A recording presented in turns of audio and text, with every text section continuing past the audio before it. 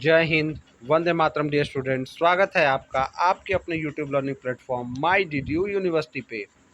Students, मैं आपका educator Shubham sir आज आपके लिए लेकर अवेलेबल हूँ एक और इम्पॉर्टेंट प्रीवियस ईयर पेपर। जी हाँ स्टूडेंट्स, आज मैं आपके लिए लेकर अवेलेबल हूँ आपका एक माइनर पेपर जिसका टाइटल है HND 100 बोले तो राष्ट्र गौरव। राष्ट्र गौरव का 2023-24 में जो आपका माइनर पिछला माइनर जो हुआ है उसका एक राष्ट्र गौरव का मैं माइनर लेकर अवेलेबल हूँ आपके लिए स्टूडेंट। और इस वीडियो में हम देखेंगे कि राष्ट्र गौरव में पिछले बार कैसे क्वेश्चन आए थे और उनके राइट आंसर क्या हैं। तो बिना टाइम वेस्ट किए हुए आपको ले चलेंगे क्वेश्चन की तरफ। वीडियो में बने रहिएगा, छोटी छोटी बातों को नोट करिएगा और वीडियो को फ्रेंड से शेयर करना ना भूलिएगा। साथ ही साथ बता रहा हूँ स्टूडेंट कि हमने राष्ट्र गौरव के 3-4 माइनर अपने चैनल पे ऑलरेडी अपलोड करके रखे हैं, तो उसको जाकर देख लीजिएगा। महामैराथन भी किया है, वो भी देख लीजिएगा। एक नया महामैराथन जल्दी हम लेकर आएंगे। तो पहला क्वेश्चन शुरू करते हैं। आर्यभट्टी में जो आर्यभट्टी की पुस्तक है, ये किसकी है पुस्तक है, में पाठ किस भाषा में लिखा गया? तो स्टूडेंट ये आर्यभट्ट की पुस्तक है जिसका नाम है आर्यभट्टी और इसको संस्कृत भाषा में लिखा है। आर्यभट्ट ने किस भाषा में लिखा है? 499 ईस्वी में इसको लिखा गया है। ठीक है, 499 ईस्वी में इसको लिखा गया है और इस पुस्तक को आर्यभट्ट ने लिखा है। ठीक है, और ये संस्कृत भाषा में लिखा गया है। संस्कृत भाषा के काव्य रूप में लिखित है और गणित एवं खगोल शास्त्र की पुस्तक है। गणित एवं खगोल शास्त्र की पुस्तक है, इसको आप याद रखिएगा। दूसरा प्रश्न, किसने बताया कि किसी संख्या को शून्य से भाग देने पर अनंत यानी इनफाइनाइट मिलता है, अनंत मिलता है? तो ये बात किसने बताई स्टूडेंट? ये बात बताई भास्कराचार्य ने। किसने बताई? तो स्टूडेंट भास्कराचार्य जी ने ये बात बताई कि किसी संख्या को सबसे पहले उन्होंने इस बात शून्य को सबसे पहले दिया आर्यभट्ट ने। ठीक है, और इस बात को सबसे पहले बताया भास्कराचार्य ने कि किसी संख्या को शून्य से भाग देने पर बहुत बाद, आर्यभट्ट के बहुत बाद, लगभग 10 सेंचुरी बाद जो है 10 शताब्दी बाद भास्कराचार्य आते हैं और इन्होंने बताया कि किसी संख्या को अगर शून्य से भाग दिया जाए तो हमको उत्तर में जो मिलता है उसे अनंत मिलता है। यानी मान लीजिए, और उस अनंत का नाम इन्होंने क्या रखा था? खहर। अगर पूछा जाएगा जो अनंत जिसको हम आज अनंत के रूप में जानते हैं, उस समय इन्होंने अनंत न कह के क्या बताया था? खहर कहा था। क्या कहा था? खहर, खहर। ठीक है, और ये बात भास्कराचार्य ने बताई थी। उस अनंत का नाम क्या रखा था? उस अनंत को खहर के नाम से जानते हैं। और उन्होंने बताया था कि मान लीजिए यक्ष कोई संख्या है, कोई भी संख्या है, उसको 0 से भाग देंगे तो हमको जो मिलता है वो खहर मिलता है। खहर को बाद में अनंत के नाम से ही जाना जाता है। ठीक है, जिसको आप इनफाइनाइट कहते हो। अगला क्वेश्चन, मानव कंप्यूटर के नाम से किसे जाना जाता है? तो स्टूडेंट ये बहुत इंपॉर्टेंट क्वेश्चन है और आप जानते हैं कि शकुंतला देवी को मानव कंप्यूटर के रूप में जाना जाता है और ये बड़े बड़े इनको कैलकुलेटिंग मशीन भी कहा जाता था और ये बड़े बड़े कैलकुलेशंस बहुत कंप्यूटर से पहले कम समय में ये जवाब दे दिया करती थी। ठीक है, इन्होंने 1982 में वर्ल्ड रिकॉर्ड होल्डर हैं और इसी अपनी जानकारी और विद्वता के लिए सबसे तेज कैलकुलेशन के नाते 1982 में इन्होंने वर्ल्ड रिकॉर्ड बनाया था, 1982 में। ठीक है, चलिए अगला क्वेश्चन, राम राज्य की परिकल्पना है, किसकी है राम राज्य की परिकल्पना? तो स्टूडेंट ये बात उत्तर पे डिपेंड करेगा कि उत्तर में ऑप्शन क्या है। तो उत्तर में स्टूडेंट ऑप्शन महात्मा गांधी है, तो ये बिल्कुल ठीक है। अगर यहाँ पे तुलसीदास, महात्मा गांधी को हटा के और किसी एक ऑप्शन में तुलसीदास का नाम रहेगा तो राम राज्य की संकल्पना तुलसीदास की भी है। और इन जो आधुनिक नेताओं में बात करें भारत के, तो इसमें महात्मा गांधी की है। ठीक है, भारत स्वतंत्र होने पर उन्होंने राम राज्य की परिकल्पना की थी और तुलसीदास ने बहुत पहले मुगल काल के समय ही राम राज्य की संकल्पना अपनी पुस्तक रामचरितमानस के द्वारा कर दी थी। ठीक है, चलिए नारद भक्ति सूत्र ग्रंथ है किसका? तो नारद भक्ति सूत्र जो है स्टूडेंट ये नारद जी द्वारा रचित ग्रंथ है और ये भक्ति मार्ग का ग्रंथ है। किस मार्ग का? भक्ति मार्ग का, भक्ति मार्ग का ये ग्रंथ है। ठीक है, ऑप्शन बी आपका राइट हो जाएगा। अगला क्वेश्चन, ज्ञान श्रेयी शाखा के कवि कौन है? तो स्टूडेंट ज्ञान श्रेयी शाखा उसको कहा जाता है जिसको निर्गुण शाखा आप कह सकते थे। निर्गुण शाखा का इसको ज्ञानाश्रयी, इसमें ज्ञान ज्यादा होता है। ठीक है, तो ये निर्गुण भक्ति और नाम उपासक कवि हुआ करते थे। ज्ञानाश्रयी जो होते थे वो निर्गुण भक्ति और नाम उपासक कवि ज्यादातर हुए हैं, ज्यादातर निर्गुण भक्ति से। और कबीर को इनका प्रणेता माना जाता है, कबीर को इसमें उनका प्रणेता माना जाता है। बाकी तुलसी जो है वो निर्गुण नहीं सगुण भक्ति के हैं। तुलसीदास किसके हैं? सगुण भक्ति के हैं। ठीक है, ठीक है, तो कबीर, इनके साथ और नाम स्टूडेंट याद रखिएगा, नानक, कबीर, नानक हो जाएंगे आपके, नानक, कबीर, नानक, उसके बाद रैदास। ठीक है, संत रैदास, कबीर, नानक, रैदास हो जाएंगे, दादू दयाल, सुंदर दास और मलुक दास। ये लोग नाम नोट कर लेना। मलुक दास अगर पूछ देता है कैसे कवि हैं तो आप ये भी ज्ञानाश्रयी कवि हैं। सुंदर दास, मलुक दास, दादू दयाल, कबीर, रैदास, नानक, ये सब लोग ज्ञानाश्रयी कवि माने जाते हैं। अगला प्रश्न, रामाश्रयी कवि शाखा के कवि। तो रामाश्रयी यानी राम को मानने वाले, राम शाखा के कवि कौन है, यानी जो राम को मानते हैं। तो ज्ञानाश्रयी ज्ञान को मानते हैं, वो आडंबर का विरोध करते हैं, ढोंग का विरोध करते हैं, और ठीक है, और वो ईश्वर में यकीन रखते हैं, लेकिन वो मतलब तरह तरह के खंडों में बट कर नहीं, निर्गुण ईश्वर की उपासना करते हैं। ठीक है, और इसमें आडंबर और रूढ़ियों का वो विरोध करते थे। और रामाश्रयी कवि राम में अपनी आस्था को दिखाते हैं। ठीक है, और ज्ञान और जो कृष्णाश्रयी है वो कृष्ण में दिखाते हैं। ठीक है, तो रामाश्रयी कौन है? तुलसीदास। राम के अनन्य जो उपासक हैं वो तुलसी हैं। इनके साथ ही साथ इसमें और कौन कौन कवि समाहित हैं वो भी नोट करिएगा। तुलसीदास, केशवदास। तुलसीदास की प्रमुख किताब है रामचरितमानस। केशवदास का है रामचंद्रिका। नाभादास भी हैं, अग्रदास भी हैं और रामानंद भी हैं। ये लोग रामानंद, अग्रदास, नाभादास, केशवदास, ये सब लोग रामाश्रयी कवि आते हैं। अगला क्वेश्चन, सम्यक व्यायाम है। तो स्टूडेंट सम्यक व्यायाम किसको माना जाता है? तो स्टूडेंट ये बुद्ध के अष्टांग मार्ग सिद्धांत का एक भाग है। 8 मार्ग में से एक मार्ग सम्यक व्यायाम है। अष्टांग मार्ग में से 8 मार्ग जो बताए उसमें से एक मार्ग क्या है? अष्टांगिक मार्ग में सम्यक व्यायाम है। ठीक है, इसमें सम्यक दृष्टि, सम्यक संकल्प दूसरा, सम्यक वाक तीसरा, सम्यक कर्मति तीसरा, सम्यक अजीव चौथा, सम्यक व्यायाम आपका 5वां। ठीक है, सम्यक स्मृति, सम्यक समाधि, ठीक है, सम्यक संकल्प, ये सब कुल मिला के ये 8 अष्टांग मार्ग हैं बौद्ध धर्म में। और ठीक है, तो ये इसमें से आता है। ठीक है, और ये सम्यक व्यायाम क्या कहता है? पहला सुख निरोगी काया जो है, इसी सिद्धांत पे ये चलता है कि हमें अपने ये यही कहता है कि ऐसा कर्म करें जो जिससे आपका मतलब ऐसा काम करें जिससे आपका शरीर स्वस्थ हो। और दूसरा इसका ये मतलब होता है स्टूडेंट कि ऐसा कर्म करें जिससे शुभता आए और अशुभता का नाश हो। ये इसमें बात है। अगला क्वेश्चन, गोरख शतक के रचनाकार। तो स्टूडेंट छोटी छोटी जो बातें बता रहा हूँ नोट करिएगा। वीडियो को स्टूडेंट आप मेरे प्लेटफॉर्म पे जुड़े हुए हैं तो आपको पता है हम सारा वीडियोज आपके लिए सारे माइनर्स का ले आते हैं, सारे मेजर्स का ले आते हैं। तो वीडियो को फ्रेंड से शेयर करना ना भूलिएगा। स्टूडेंट आपके शेयर से ही ये चैनल चल रहा है, इस बात को आपको समझना चाहिए। ठीक है, आपका शेयर और सपोर्ट नहीं मिलेगा तो चैनल ग्रो नहीं करेगा। अगला क्वेश्चन, गोरख शतक के रचनाकार। तो स्टूडेंट गोरख शतक जो है गुरु गोरक्षनाथ की जो भोजपुरी भाषा के पहले कवि भी माने जाते हैं उनकी ये पुस्तक है। ठीक है, तो गोरख शतक जो है वो गोरक्षनाथ जी की पुस्तक है। स्टूडेंट इसमें कई सारे प्रश्न नाथ पंथ से भी दिए गए हैं, तो ये नाथ पंथ के भी क्वेश्चन इसमें दिख रहे हैं राष्ट्र गौरव में। ठीक है, तो आपके लिए दोनों, अगर जिनका दोनों है उसके लिए महत्वपूर्ण है। ठीक है, तो इसको भी आप देख लीजिएगा। नाथ पंथ का वीडियो भी हमारे चैनल पे अपलोडेड मिल जाएगा, उसको जाके भी आप चैनल पे प्लेलिस्ट माइनर के प्लेलिस्ट में आप देख लीजिएगा। अगला क्वेश्चन, अंत्योदय संबंध। देखिए अब ये दीनदयाल उपाध्याय जो एक आपका एक और माइनर रह रहा है उससे भी 1-2 क्वेश्चन देखिए जोड़ लिया गया है, क्योंकि ये राष्ट्र गौरव है तो इसमें राष्ट्र में सब आता है ना, तो इसलिए सारी चीज़ों को इसमें समाहित कर लिया गया है। अंत्योदय संबंधित है किससे?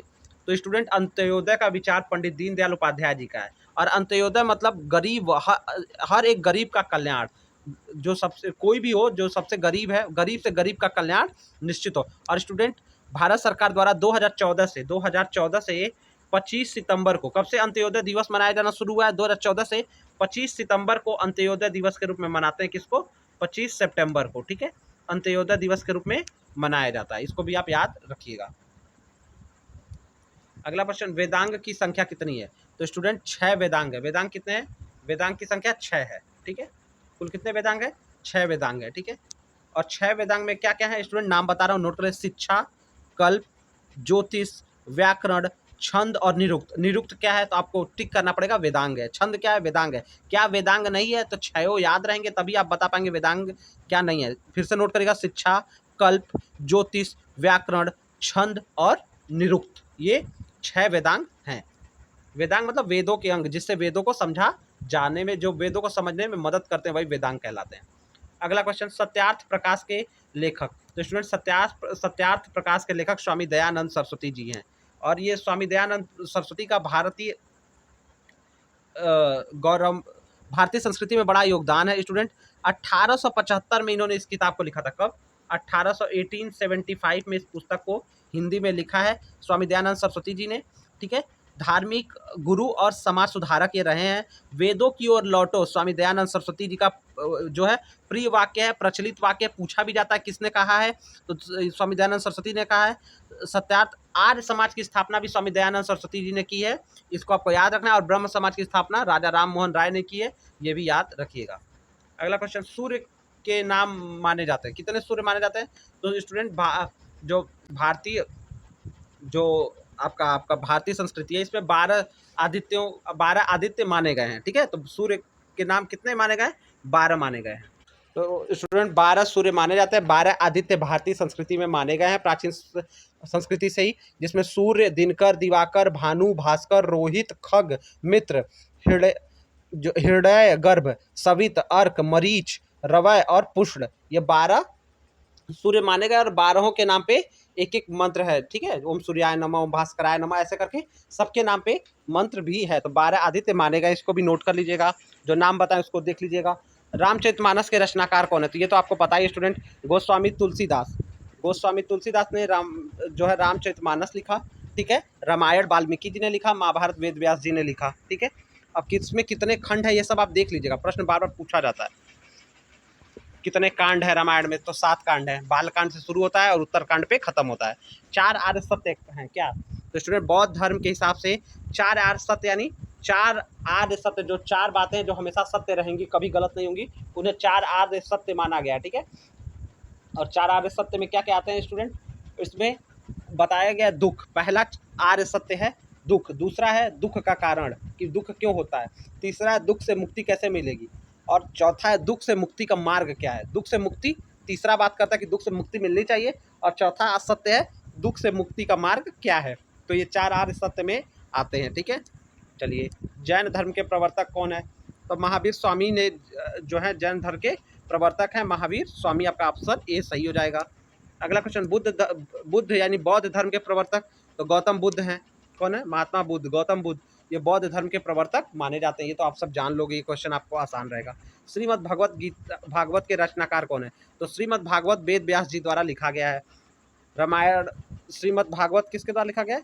वेद व्यास जी द्वारा लिखा गया है। और महाभारत भी वेद व्यास जी ने ही लिखा है, ठीक है। इनका नाम कृष्ण द्वैपायन था। वेद व्यास का दूसरा नाम क्या था? कृष्ण द्वैपायन। इन्होंने वेदों को संकलित किया था, रचा नहीं था।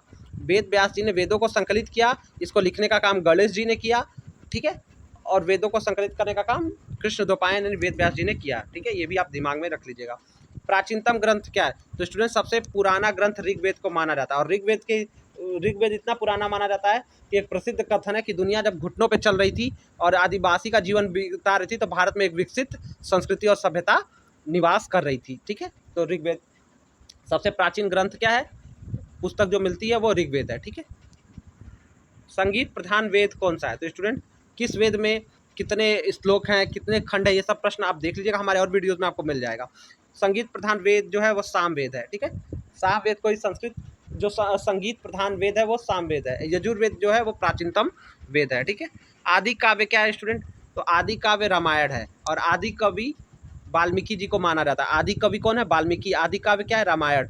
महाभारत क्या है? इसको जय संहिता के नाम से जाना जाता है, और इसको वेद व्यास जी ने लिखा है। तो महाभारत के लेखक कौन है? ये तो आपको बताया ही, वेद व्यास जी ने लिखा है। और महाभारत का दूसरा नाम क्या है? जय या जय संहिता है, ठीक है। चलिए, अर्थशास्त्र के लेखक कौन है स्टूडेंट? अर्थशास्त्र के लेखक ये सब तो आप जान रहे हैं, कौटिल्य, जिन्हें चाणक्य या विष्णुगुप्त भी कहते हैं, उन्होंने अर्थशास्त्र की रचना की है, ठीक है। तो ऑप्शन ए आपका राइट होगा। भास्कराचार्य का ग्रंथ कौन सा है? तो भास्कराचार्य जो थे वो भी भारत के एक गणितज्ञ थे 12वीं शताब्दी के आसपास। 1150 ईस्वी में इन्होंने सिद्धांत शिरोमणि नाम की पुस्तक लिखी। ध्यान से देखिएगा स्टूडेंट, सिद्धांत शिरोमणि, उसके 4 खंड है, उसी का एक खंड है लीलावती। उसी सिद्धांत शिरोमणि का एक खंड है लीलावती, जिस भास्कराचार्य जी ने लिखा हुआ है। और इसके 3 खंड और है। सिद्धांत शिरोमणि का एक खंड लीलावती है, ये गणित के ऊपर है। फिर एक बीज गणित, दूसरा खंड बीज गणित है, लीलावती है, अपनी पत्नी के नाम पे इसका नाम रख दिया था शायद। उन्होंने पहले खंड का नाम अपनी पत्नी के नाम पे ही रखा था, और उस खंड का नाम रख दिया था लीलावती, ठीक है। दूसरा खंड है बीज गणित, तीसरा खंड है ग्रह गणित, और चौथा खंड है गोलाध्याय, ठीक है। इसको गणित में अपने पत्नी के समर्पण को देखकर इन्होंने पहले खंड का नाम ही रख दिया था, उसका नाम बदलकर लीलावती, ठीक है। खंड 1 है ये, ठीक है। और बाकी खंड बीज गणित, ग्रह गणित और गोला अध्याय है। 1150 ईस्वी में ये लिखी गई पुस्तक। कब? 1150 ईस्वी की मानी जाती है। अगला प्रश्न आर्यभट्ट हैं, तो स्टूडेंट इन्होंने शून्य दिया। और आर्यभट्ट क्या, पाई का मान आर्यभट्ट ने बताया, पाई का वैल्यू भी आर्यभट्ट ने बनाया। ये गणितज्ञ हैं, ये क्या है, गणितज्ञ हैं, ठीक है। और ये सबसे पुराने भारत के गणितज्ञ माने जाते हैं, ठीक है। इनका जन्म मैंने आपको अभी शुरू में ही बता दिया था कि इनका जन्म काल 499, ठीक है, 499 के आसपास माना जाता है। अगला प्रश्न अद्वैत के प्रतिष्ठापक हैं, यानी अद्वैत सिद्धांत, द्वैत और अद्वैत सिद्धांत है। तो अद्वैत सिद्धांत किसने दिया? ये आदि शंकराचार्य जी का है, ठीक है। अद्वैत के प्रतिष्ठापक जो है वो आदि शंकराचार्य जी हैं। ज्ञान कांड है, उपनिषद, रामायण, महाभारत, उपनिषद सभी। तो स्टूडेंट ज्ञान कांड है, ठीक है। स्टूडेंट ज्ञान कांड जो है वो उपनिषद को कहा जाता है। उपनिषद का दूसरा नाम वेदांत है। वेदांग अलग चीज है, मैंने 6 अंग आपको, वेदांग जो होते हैं वो 6 अंग हैं, वो वेदों के जानने के साधन है। और वेदांत जिसे वेदों का अंत कहा जाता है, और वेद अंत मतलब यहाँ पे समाप्ति नहीं, वेदों का सार, और वेदों का सार उपनिषद को कहा जाता है। यही ज्ञान कांड माने जाते हैं। स्टूडेंट हर जगह मैं आपको बार बार वीडियो में बताता हूँ कि उपयुक्त सभी करने से पहले क्वेश्चन को ध्यान से पढ़िएगा, उत्तर को चेक करिएगा, तभी उपयुक्त सभी लगाइएगा, वरना आपका आंसर गलत भी हो सकता है। हर जब बार उपयुक्त सभी से सही नहीं होता है। तो स्टूडेंट वीडियो को शेयर जरूर कर दीजिएगा फ्रेंड से, यही एक रिक्वेस्ट है आपसे। अगला क्वेश्चन प्रजा के सुख में राजा का सुख है, कथन है। तो प्रजा के सुख में राजा का सुख है, ये कथन चाणक्य क्या है, और ये राजतंत्र के समर्थक थे, ठीक है। चाणक्य का दूसरा नाम कौटिल्य है, और एक विष्णुगुप्त भी है। स्टूडेंट आप किस कॉलेज से वीडियो देख रहे हो कमेंट करके बताइएगा, और किस पेपर का या माइनर पेपर का आपको क्वेश्चन पेपर चाहिए, या आप उसका प्रीवियस ईयर पेपर चाहते हो, ये भी आप हमें कमेंट करके बता सकते हैं, ठीक है। अगला क्वेश्चन नाट्य शास्त्र के लेखक कौन है? तो स्टूडेंट नाट्य शास्त्र के लेखक भरत मुनि को माना जाता है। भरत मुनि, नाट्य शास्त्र मतलब जो कला होती है, अभिनय होता है, तो देवी को पूजा के बाद इसको शुरू करते हैं। तो नाट्य शास्त्र के जनक जो है वो भरत मुनि को माना जाता है। और इन्होंने माना जाता है कि इंद्र के दरबार में जो है क्या कहते हैं, नाट्य को प्रस्तुत किया था, और उसी पे उन्होंने अपने इस ग्रंथ की रचना की है, ठीक है, भरत ने, ठीक है। और अभिनव गुप्त का ये भी प्रश्न पूछा जाता है, तो अभिनव गुप्त का जो टीका है वो महर्षि नाट्य शास्त्र पे लिखा हुआ है, ठीक है, अभिनव गुप्त ने लिखा हुआ है। अगला क्वेश्चन परमात्मा प्रेमिका के रूप में किस कृति में है? तो स्टूडेंट परमात्मा जो है उसको प्रेमिका के रूप में रमौनी, जो सूफी काव्य होता है उसमें ही, ठीक है, उसी में जो सूफी काव्य है उसी में परमात्मा को प्रेमिका के रूप में व्यक्त किया जाता है, ठीक है। तो स्टूडेंट रामायणी या रामायणी बीजक ये जो है ये आपके जो कबीर जी हैं, तो ठीक है, उनकी शिक्षा है, और उन्हीं की ये पुस्तक है, उसी में जो परमात्मा को प्रेमिका के रूप में ये कृति में अभिव्यक्ति की गई है, ठीक है। अगला प्रश्न राष्ट्र का प्रथम उल्लेख मिलता है। स्टूडेंट मेरा पर्पज आपको, और भी बहुत सारे आप पेपर्स देखते होंगे यूट्यूब पे, मेरा पर्पज आपको बस आंसर नहीं बताना है, मैं आपको डिटेल में बताता हूँ ताकि एग्जाम में आप किसी तरह से कंफ्यूज ना हो। तो ठीक है, बातों को, वीडियो मेरा बड़ा हो सकता है स्टूडेंट, लेकिन वीडियो को आप पूरा जरूर देखिएगा। अगला क्वेश्चन राष्ट्र का प्रथम उल्लेख है। तो स्टूडेंट सबसे पहले राष्ट्र का प्रथम उल्लेख आया ऋग्वेद में, ठीक है, और भी वेदों में आया, लेकिन प्रथम सबसे पुराना ग्रंथ ऋग्वेद है, और राष्ट्र का प्रथम उल्लेख ऋग्वेद में मिलता है। मानव अधिकार सुरक्षा अधिनियम कब पारित हुआ? तो स्टूडेंट मानव अधिकार संरक्षा अधिनियम जो है मानव अधिकार को लेके 28 सितंबर 1993 को, जो ऑप्शन बी है आपका वो राइट हो जाएगा, 28 सितंबर 1993 को पारित हुआ।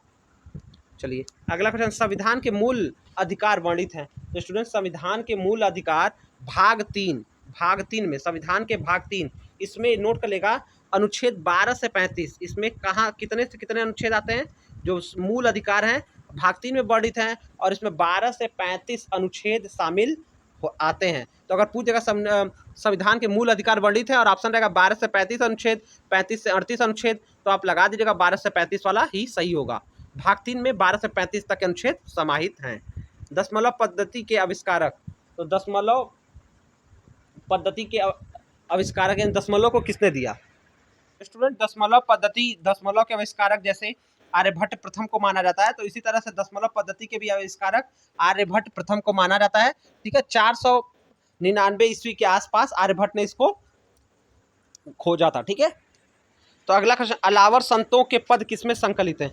तो अलवार संत है स्टूडेंट, जो वो किसमें है, इनके जो सारे पद हैं वो प्रबंधम, प्रबंधम का पूरा नाम स्टूडेंट आपको बता दें कि इनका दिव्य प्रबंधम, अगर दिव्य प्रबंधम है तो वो भी सही है, दिव्य प्रबंधम में संकलित है। अलावर के संत जो हैं स्टूडेंट, अलवार संत जिसको कहते हो आप, वो तमिलनाडु यानी तमिल प्रदेश के ये संत थे, ठीक है, और ये इनके जो पद हैं वो दिव्य प्रबंधम में समाहित हैं। स्टूडेंट आप अलावर संतों को लिस्ट को आप चाहे तो देख सकते हैं, ठीक है। अगला, राष्ट्र के स्वामी को वेदों में क्या कहा गया है? तो स्टूडेंट राष्ट्र के स्वामी को वेदों में, तो स्टूडेंट इसका राइट आंसर आपका राष्ट्रपति हो सकता है, इसको आप एक बार कंफर्म भी कर लीजिएगा, ठीक है।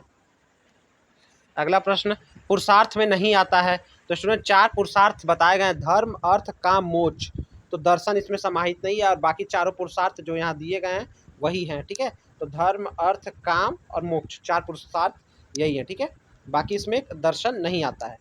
आश्रमों की संख्या, तो 4 आश्रम बताए गए हैं, ब्रह्मचर्य, जीवन के 4 आश्रम, 0 से 25 साल माना गया है ब्रह्मचर्य, 25 से 50 गृहस्थ, 50 से 75 ब्रह्मचर्य गृहस्थ वानप्रस्थ, तो 50 से 75 वानप्रस्थ और 75 से 100 के बीच में संन्यास को माना गया है, ठीक है। शून्य का प्रथम अन्वेषण यानी कहाँ हुआ, शून्य को की खोज कहाँ हुई? तो भारत में हुई, मैंने ये भी बता दिया आर्यभट्ट ने की, तो आपका राइट आंसर ऑप्शन सी वाला हो जाएगा, भारत में हुई।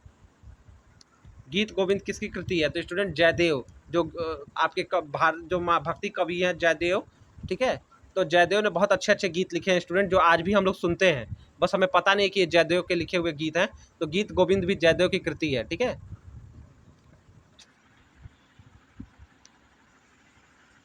अलवार भक्तों का संबंध है, तो यही तो बताया, अलवार भक्त का संबंध जो है वो तमिल प्रदेश से है, ऑप्शन डी आपका राइट हो जाएगा।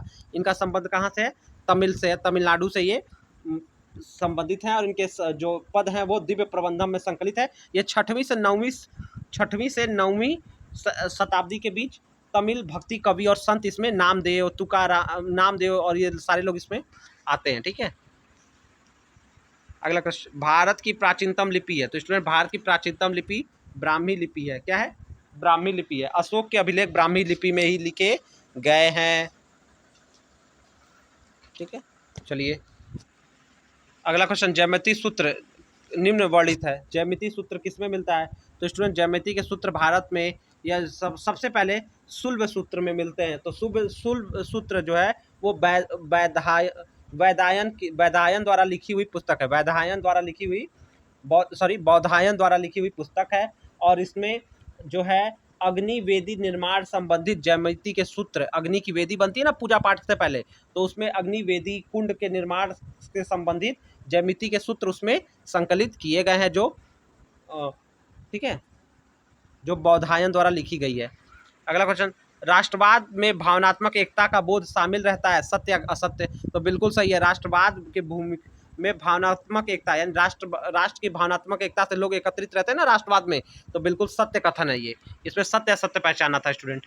अगला क्वेश्चन, भारतीय संस्कृति विश्व बंधुत्व का भाव है? बिल्कुल, भारतीय संस्कृति में विश्व बंधुत्व का भाव है, इसीलिए तो कहा जाता है वसुधैव कुटुंबकम, यानी पूरा विश्व हमारा परिवार है, तो बंधुत्व की भावना आ गई।